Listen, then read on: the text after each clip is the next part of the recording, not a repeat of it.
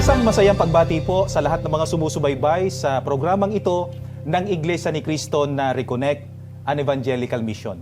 Bahagi po ito, mga kaibigan, ng paggunita ng Iglesia ni Cristo sa ika-100 at siyam na anibersaryo nito. Ako po ang kapatid na Dindo Evangelista at makakasama po natin ang kapatid na Romel Topacio. Kapatid na Romel, magandang araw po sa inyo at happy anniversary po. Magandang araw din, kapatid na Dindo, at happy anniversary. Salamat po. Babatiin lang natin yung mga kapatid, ano? Aha. Mga kapatid sa buong mundo, happy 109th anniversary po sa inyong lahat. Ayan. At maging sa mga kaibigan po namin na hindi pa namin kapanampalataya, pero kasama po na sumusubaybay sa special program na ito ng Iglesia ni Cristo. Happy viewing na rin po sa mga kapatid dyan sa distrito ng Ordaneta, Pangasinan at maging sa distrito ng Lingayen, Pangasinan. Lalo na po sa mga kapatid dyan sa lokal ng Bunoan na kamakailan kapatid na Dindo ay itinalaga sa Panginoon Diyos yung kanilang malaki, maganda at modernong gusaling sambahan. Sana po mga kaibigan ay patuloy po ninyo kaming samahan sa pagtalakay ukol po sa mga pagtatagumpay ng Iglesia ni Cristo. Mga kaibigan, tulad po ng alam na po ng marami, ang Iglesia ni Cristo na naglilingkod po sa inyo ngayon ay sumapit na sa ika-100 at siyam na anibersaryo noong Hulyo 27 ng taong kasalukuyan. Hayag po sa marami, lalo na po sa mga nakasusubaybay sa mga pangyayari sa iglesyang ito, ang mga tagumpay na inaani nito sa iba't ibang larangan po ng kanyang gawain. At ang totoo po, kapatid na Romel, nakatatawag po iyan ng pansin sa iba. Meron po silang mga sinasabi tungkol dyan, lalo na po yung sa paglagana po ng Iglesia ni Cristo sa iba't ibang panig po ng daigdig. Buti po ay alamin po natin mismo sa kanilang pahayag, ano po ang kanilang sinasabi tungkol dito? Ang babasahin natin, kapatid na Dindo, ay pahayag ng isang nagmamasid sa Iglesia ni Cristo na ang pangalan ay Joaquin J. Gonzalez III. Mga kaibigan, ganito po ang kanyang pahayag dito sa aklat na sinulat niya sa Filipino-American Faith in Action sa page 57. Ganito po ang kanyang sinasabi. Mula sa petsa ng kanilang pagkakatatag, mahigit 100 taon pa bago nagawa ng mga iglesia protestante ng mga Amerikano na tawirin ang dagat Pasifiko at itatag ang kanilang sarili sa Pilipinas.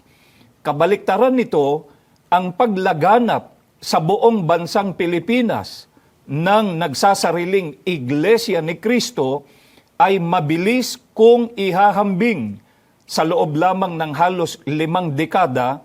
Nakapagtatag ito ng mga formal na gawain sa Estados Unidos at sa ibang mga bansa sa buong daigdig.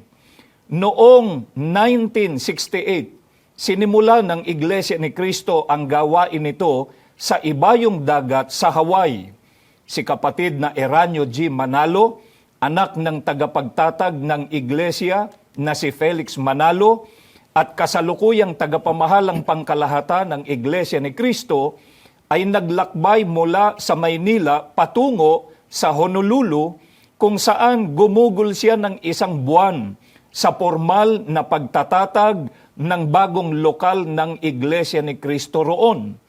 Pagkatapos ay tumuloy siya sa San Francisco at di nagtagal pagkatapos ay ipinahayag ang pagtatatag ng unang kongregasyon ng Iglesia ni Cristo sa kontinente ng Estados Unidos.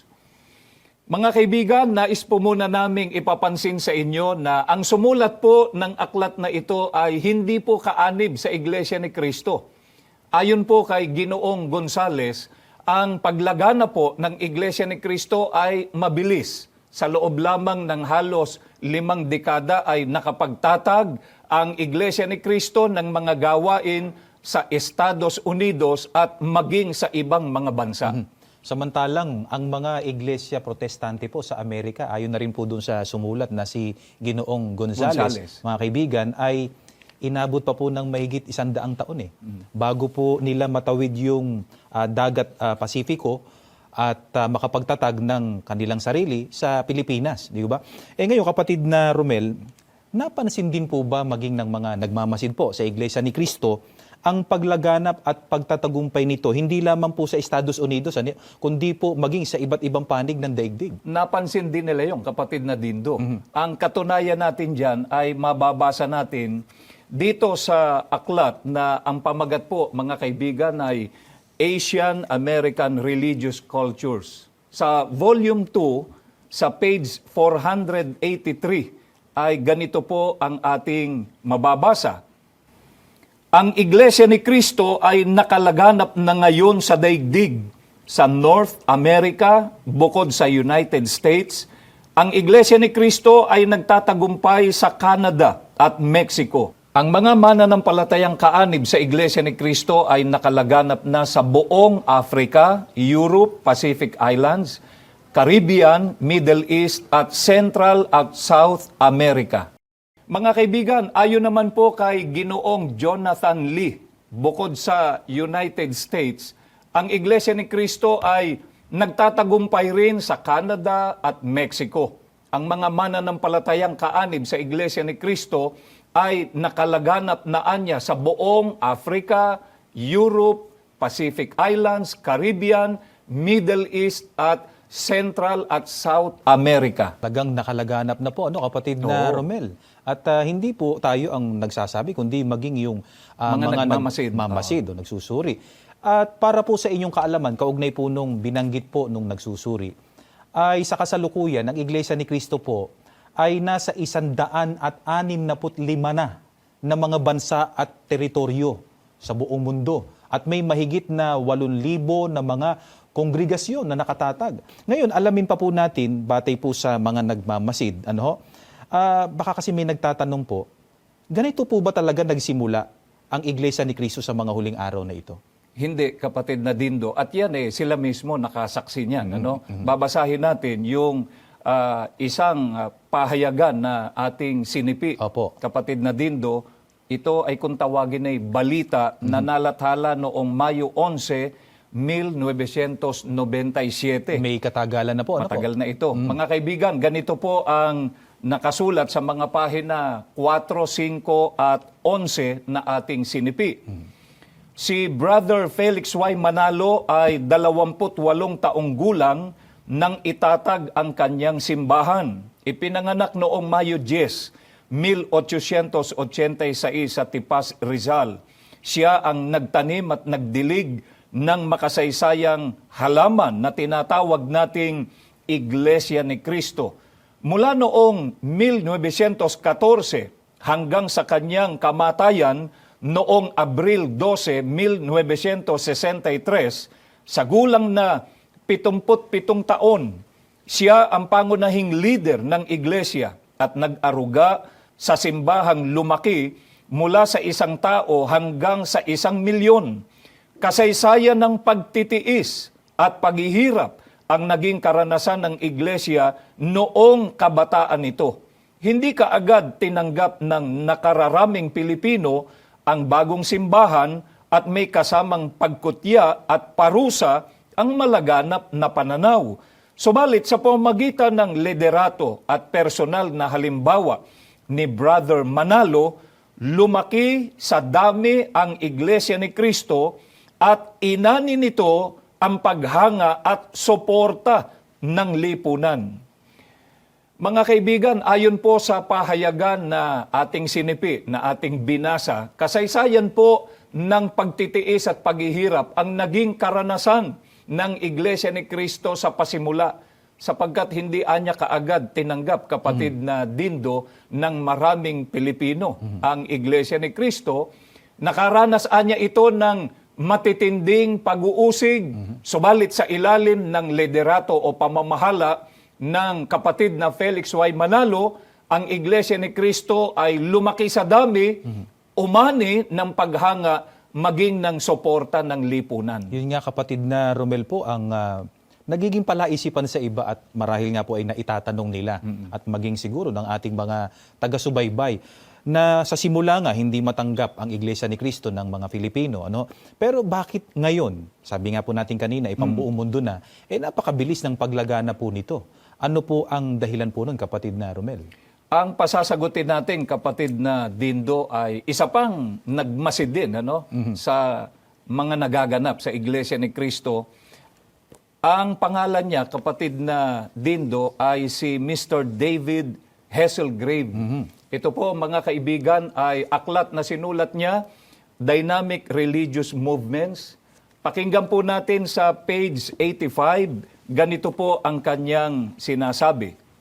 Ang Iglesia ni Cristo ay makabuluhan hindi lamang sa Pilipinas bilang isa sa mga pinakamalalaki, pinaka-maiimpluwensya at makapangyarihan na nagsasarili at katutubong iglesia sa Third World. Nangangailangan ng ating maingat na pagsusuri ang Iglesia ni Cristo. Ano ang kasaysayan ng Iglesia ni Cristo? Matutuklasan ba natin ang mga dahilan ng pambihirang paglago nito? Bakit ito naging lubhang matagumpay sa pagpapalaganap ng mga aral nito sa mga dako kung saan ang ibang mga iglesia ay hirap na hirap lumago?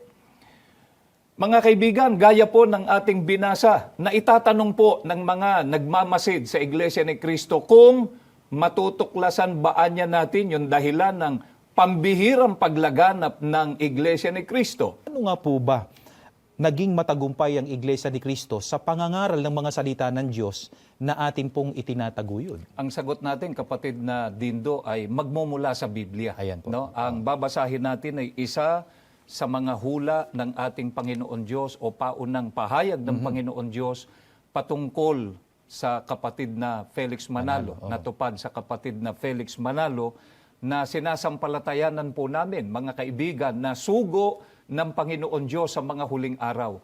Ganito po ang nakasulat dito sa Isaias 41, mga talatang 9 hanggang 10, pati na po ang talatang 20. Ikaw na aking hinawakan mula sa mga wakas ng lupa at tinawag kita mula sa mga sulok ni Yaon at pinagsabihan kita, ikaw ay aking lingkod, aking pinili ka at hindi kita itinakwil. Huwag kang matakot sapagkat ako'y sumasa iyo. Huwag kang manglupaypay sapagkat ako'y iyong Diyos. Aking palalakasin ka, oo, aking tutulungan ka, oo, aking aalalayan ka ng kanang kamay ng aking katwiran. Upang sila'y makakita at makaalam at makagunita at makatalos na magkakasama na ginawa ito ng kamay ng Panginoon at nilikha ng banal ng Israel. Mga kaibigan, kaya po tiyak na ang hulang ito ay patungkol sa sugo ng Panginoon Diyos. Tumutukoy at natupad sa kapatid na Felix Manalo, sapagkat binanggit po dito sa hula yung panahon, kapatid na Dindo, ng pagtawag ng Panginoon Diyos sa kanya. Batay po sa binasa ay mga wakas ng lupa. Gaya po ng tinalakay na namin sa inyo sa mga nakaraan, ang pangunahin po, mga kaibigan, na palatanda ang ibinigay ng Panginoong Hesukristo kapag panahon na po ng mga wakas ng lupa ay ang digmaang aalingaw-ngaw, kapatid na Dindo. Ibig sabihin ay digmaang mapapabalita sa buong mundo. Ang kinatuparan po niyan ay ang unang digmaang pandaigdig na sumiklab noong July 27, 1914. Kaalinsabay po niyan, mga kaibigan, ay opisyal namang narehistro sa pamahalaang Pilipinas ang Iglesia ni Cristo na bunganga ng pangangaral ng kapatid na Felix Y. Manalo. Paano nga po ba naging matagumpay ang Iglesia ni Cristo sa pangangaral ng mga salita ng ating Panginoon Diyos na ating itinataguyod?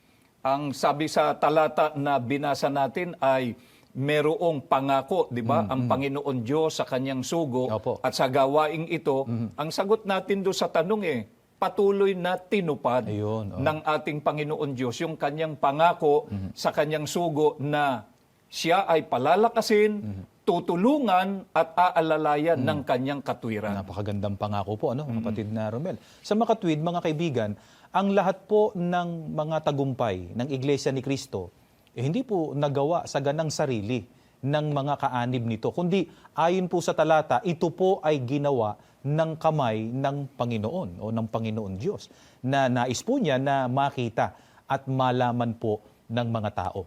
Kapatid na Romel, ano po ba ang ipinagkaloob ng ating Panginoon Diyos sa iglesia kung bakit ito po ay patuloy ang paglaganap? Sangguniin natin ng Biblia uli, kapatid na Dindo. Mga kaibigan, pakinggan po ninyo ang sagot ng Biblia dito po sa aklat ng Efeso 4, mga talatang 11 hanggang 12. At ang kanyang mga kaloob sa iglesia ay magkakaiba, at siya mismo ang nagtalaga ng ilan bilang mga apostol, natatanging mga sugo, mga kinatawan ng ilan bilang mga propeta na nagsasalita sa mga tao ng bagong mensaheng mula sa Diyos, ng ilan bilang mga ebanghelista na nagpapalaganap ng mabuting balita ng kaligtasan, at ng ilan bilang mga pastor at mga guro upang mangalaga at gumabay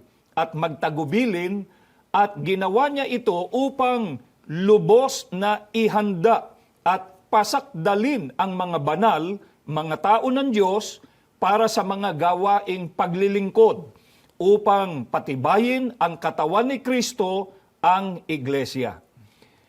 Mga kaibigan, kabilang po sa mga kaloob ng Panginoon Diyos sa katawan ng Panginoong Heso Kristo o sa Iglesia ni Kristo, ang mga ebanghelista na nagpapalaganap ng mabuting balita ng kaligtasan o ng mga salita ng Panginoon Diyos. Sa Iglesia ni Kristo po, sa mga huling araw na ito ay may mga ebanghelista rin, mga ministro, kapatid na Dindo, mga manggagawa, Opo. na katulong po ng pamamahala sa iglesia na sa awa at tulong ng Panginoon Diyos ay nagbubunga ng kanilang mga paggawa. Kaya po matagumpay ang iglesia ni Kristo maging sa gawaing pagpapalaganap ng salita ng Diyos. So makatwid, kapatid na Romel, may kakasangkapanin Meron. ang ating Panginoon Diyos, matangi sa tagapamahalang pangkalahatan. May mga po? katuwang May sila. mga katuwang.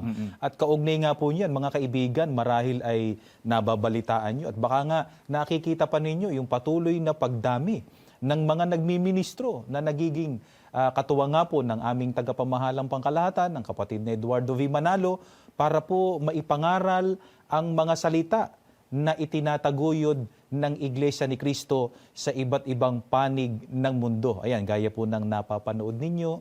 Ayan po ang mga kinakasangkapan para po sa lalong ikalalaganap ng mga salita ng Diyos sa buong mundo. Ngayon, kapatid na Romel, mga ministro at mga manggagawa lang po ba ang kakasangkapanin ng ating Panginoon Diyos para lalong lumaganap ang kanyang mga salita? Hindi lamang sila, kapatid na Dindo, kundi maging yung mga kapatid natin sa iglesia. Opo. Napakarami nating mga kapatid ang nakikipagkaisa sa ating namamahala sa puspusang pagtulong sa gawaing pagpapalaganap ng mga salita ng Diyos. At mga kaibigan, hindi po isang bagong bagay yan. Yun. Sapagkat maging sa panahon po ng mga apostol ay tumulong din ang mga Kristiyano sa pagpapalaganap ng mga salita ng Panginoon Diyos. At yan ay mababasa natin, kapatid na Dindo, sa Biblia. Yan. Mga kaibigan, pakinggan po ninyo dito sa Filipos 1, mga talatang 5 hanggang 6, ganito po ang mababasa natin. Maligaya ako sapagkat sumama kayo sa akin sa pagpapalaganap ng mabuting balita. Ginawa ninyo yon mula ng unang araw hanggang ngayon. Natitiyak kong siya na nagpasimula ng mabuting gawain sa inyo ay ipagpapatuloy ito hanggang sa ito ay makumpleto. Yon ay sa araw na babalik si Kristo Jesus. Mga kaibigan, ganito rin po ang katangian ng mga kaanib sa Iglesia ni Kristo ngayon. Puspusan din po ang kanilang pagtulong sa gawaing pagpapalaganap ng mga aral ng Panginoon Diyos na ating sinasampalatayanan sa loob ng Iglesia ni Kristo. Totoo po yan, mga kaibigan. At marahil nga po ay yan din ang napapansin ng ating mga kaibigan, yung mga kapatid po natin sa pangunguna po ng mga may tungkulin na talagang napakasipag po nila na mag-anyaya ng ating mga kaibigan para dalhin doon sa mga dako ng pangangaral ng mga salita ng Diyos na pinangungunahan nga po ng mga ministro at mga manggagawa. At yan po mga kaibigan ay totoong nagbibigay ng kaligayahan sa aming namamahala yung patuloy na pakikipagkaisa ng mga kapatid sa loob ng Iglesia ni Cristo, katulad din po ng ginawang pakikipagkaisa noon ng mga unang Kristiyano. Yung tungkol po sa puspusan na pagtulong at pakikipagkaisa sa gawaing pagpapalaganap. Kapatid na Romel, ano po kaya ang nais ng ating Panginoon Diyos na matupad sa Iglesia ni Cristo kung kaya't sa tulong po niya, nabasa naman po natin kanina, ay yun nga, nagpapatuloy po ang paglago nito, yung paglakas ng iglesia at maging ang paglagana po Sa buong nito mundo. sa buong mundo. Ang sagot, kapatid na Dindo, sa Biblia rin, kukunin natin. Mga kaibigan, pakinggan po ninyo ang sagot ng Biblia na mababasa po natin dito sa aklat ng Isaiah 54, mga talatang 2 hanggang 3, ganito po ang nakasulat. Maghawan ka ng malawak na lupain para sa iyong mga tolda. Palakihin mo ang iyong mga tolda. Palaganapin ang mga tolda. Isipin mo ang ukol sa iyong paglago. Gumamit ka ng maraming lubid. Ibaon mo ng malalim ang mga tulos ng tolda. Kakailanganin mo ang malaking espasyo para sa iyong lumalaking sambahayan. Sasakupin mo ang mga bansa, maninirahan ka sa mga abandonadong lungsod. Ang binasa po namin sa inyo, mga kaibigan, ay hula o paunang pahayag ng Panginoon Diyos tungkol po sa gawain ng Iglesia ni Cristo sa mga huling araw na ito sa pamamahala po ng kapatid na Eduardo V. Manalo.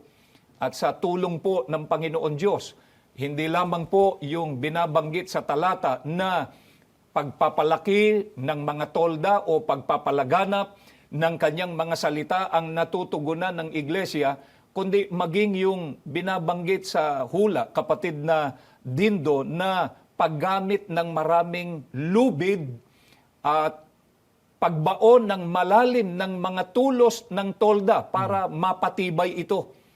Mga kaibigan, lalo pong napatitibay ang pananampalataya ng mga kaanib sa Iglesia ni Cristo dahil na rin po sa pagdami ng mga ministro, ng mga manggagawa, ng mga may tungkulin na mangangalaga sa lahat ng mga kapatid sa Iglesia. May binanggit po kayo kanina, kapatid na Romel, doon po sa binasa po ninyo na isa pa sa ipinagagawa ng ating Panginoon Diyos sa pamamahala sa kanyang bayan. Yung tungkol po doon sa kakailanganin, ang malaking espasyo para sa lumalaking sambahayan. Maging yan po ba ay natutugunan ng pamamahala ngayon sa iglesia? Natutugunan niyan, kapatid na Dindo.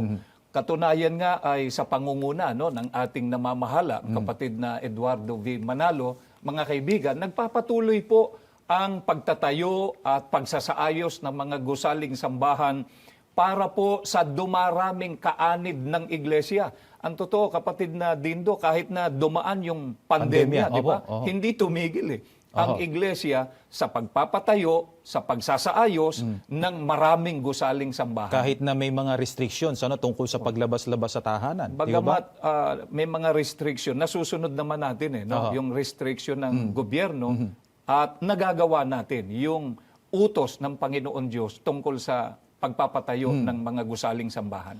At ang isa nga po sa mga tagumpay na ipinagkakaloob ng Panginoon Diyos sa Iglesia, yun nga po yung binanggit natin kanina, yung patuloy na pagdami ng mga kaanib nito. Yan naman po ay kanilang napapanood at nababalitaan.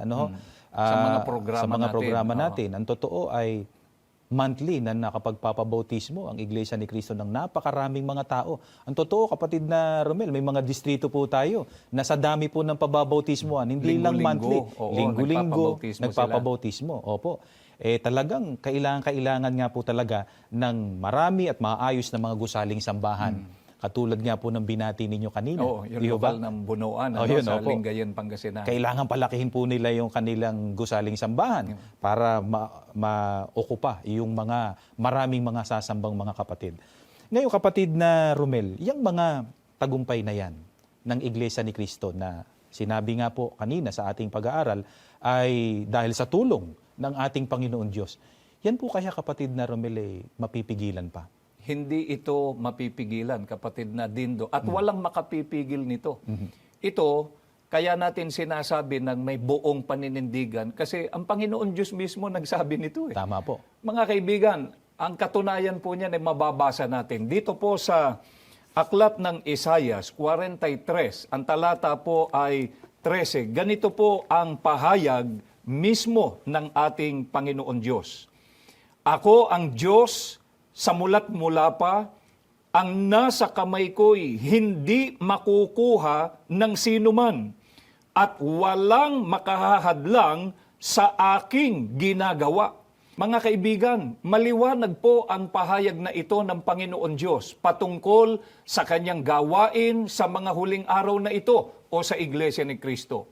Ang sabi po ng ating Panginoon Diyos, ang nasa kamay ko'y hindi makukuha ng sinuman at walang makahahadlang sa aking ginagawa.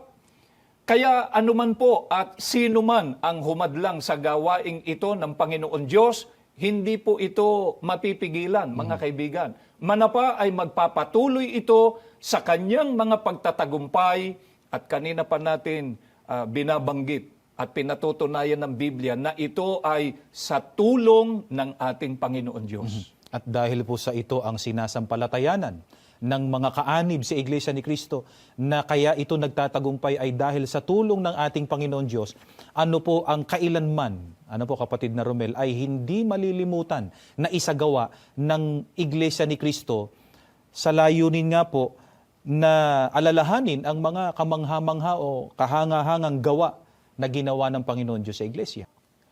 Mga kaibigan, pakinggan po ninyo ang isa sa mga gawang pinahahalagahan ng mga kaanib sa Iglesia ni Cristo bilang paggunita, bilang pagtanaw po namin ng malaking utang na loob sa mga pagtulong ng Panginoon Diyos sa kabuuan ng Iglesia. Mababasa po natin dito po sa Aklat ng Awit 92, ang mga talata po ay 1 at 4 hanggang sa 6. Ang magpasalamat kay Yahweh ay mabuting bagay. Umawit na lagi, purihin ang ngalang kataas-taasan. Ako'y nagagalak sa iyong ginawa na kahanga-hanga. Sa lahat ng ito, ako'y umaawit dahilan sa tuwa. O pagkadakila, kay dakila, Yahweh, ng iyong ginawa. Ang iyong isipan ay sadyang mahirap naming maunawa. Sa kapos na isip, ang bagay na ito ay di nalalaman, hindi malilirip ni mauunawa ng sino mang mangmang. Mga kaibigan, ito po ang kailanman ay hindi po malilimutan naming mga kaanib sa Iglesia ni Cristo. Lalo na po sa tuwing sumasapit ang anibersaryo ng Iglesia ni Cristo, ang magpasalamat sa Panginoon Diyos. Alang-alang po sa kanyang mga kahangahangang ginawa sa Iglesia ni Cristo. At ang sabi nga po sa talata na binasa natin dito, kapatid na Dindo, babalikan lang natin, ang sabi, ang magpasalamat kay Yahweh ay mabuting bagay. Ako'y nagagalak sa iyong ginawa na kahanga-hanga o pagkadakila. Kay dakila, Yahweh, ng iyong ginawa. Kaya nga po, mga kaibigan, sa nakaraang buwan lamang ay buong kagalakan na isinagawa po ng buong iglesia sa pangunguna ng aming tagapamahalang pangkalahatan, ang kapatid na Eduardo V. Manalo, ang natatanging okasyon sa Iglesia ni Cristo, ang pagsambang pagpapasalamat sa Panginoon Diyos. Walang sawa po naming pinagtatalagahan ang gawaing ito. Sa kabila po ng marami rin namang mga mabibigat na sitwasyon na dumarating sa aming buhay. At kahit na po minamasama ito ng iba na hindi po namin kapanampalataya, sapagkat sinasampalatayanan po namin ang sinasabi po ng banal na kasulatan na ang magpasalamat sa Panginoon Diyos ay isang mabuting bagay. Mga kaibigan, sa mga pagtatagumpay na ipinagkakaloob ng Panginoon Diyos sa Iglesia ni Cristo, nais po naming maging bahagi kayo. Sa paraang makasama po namin kayo sa Iglesia ni Cristo, hindi lamang upang maisagawa ang paglilingkod at pagsamba sa loob ng bayan ng Diyos, kundi upang magkasama-sama rin po tayo sa pagtatamo ng kaligtasan sa pagbabalik ng Panginoong Jesucristo. Maraming salamat po sa inyong pagsubaybay. Bago po tayo matapos sa ating programa, ay inaanyayahan po namin kayo sa isang panalangin.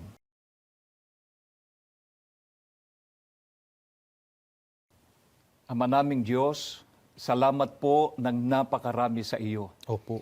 Patuloy mo pong tinutupad ang iyong pangako sa iyong sugo Opo. at sa Iglesia ni Cristo na bunga ng kanyang gawain. Amen. Hayag na hayag po ang mga pagtatagumpay ng iglesyang ito Opo. hanggang sa panahon ng pamamahala ng kapatid na Eduardo V. Manalo. Opo. Ito po, Ama, ang nais mo pong magunita, malaman ng mga tao ng sanlibutan. Amen. Katunayan po, nakasama ka po ng Iglesia ni Cristo Opo. at nang inilagay mo pong pamamahala rito. Amen. Sana po ang mga katotohanan ito, Ama, pumukaw sa damdamin ng aming mga mahal na taga-subaybay. Amen. Para po magawa rin nilang pahalagahan Opo. ang iyong banal na iglesia. Amen. Sapagkat narito po ang tunay na paglilingkod at pagsamba Opo. na maghahatid sa amin sa kaligtasan. Amen. Loobin mo pong makasama namin sila Amen. sa loob ng iglesyang ito. Amen. Para po sa araw ng kaligtasan, Opo. kaming lahat ay makinabang Opo. sa pangako mo pong bayang banal